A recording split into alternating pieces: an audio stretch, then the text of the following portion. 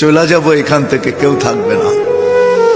যিনি থাকার উনিই যখন থাকেন নাই, কারো কাছে মালাকুল মউত অনুমতি নিয়ে আসে নাই, আসবে না। শুধু একজন মুহাম্মদুর রাসূলুল্লাহ সাল্লাল্লাহু আলাইহি ওয়াসাল্লামের কাছে মালাকুল মউত যখন আসছেন, তো আল্লাহ বলছে বন্ধুর কাছে অনুমতি নিয়ে ঢুকবে, অনুমতি দিলে ঢুকবে, নাইলে ফিরে আসবে।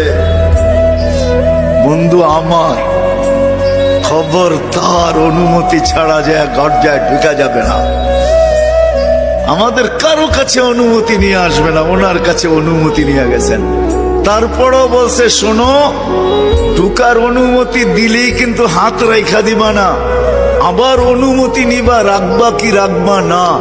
বন্ধু যদি হ্যাঁ বলে তো রাইখো, যদি না বলে তো চলে আইসো। না বন্ধু আমার, কার বন্ধু?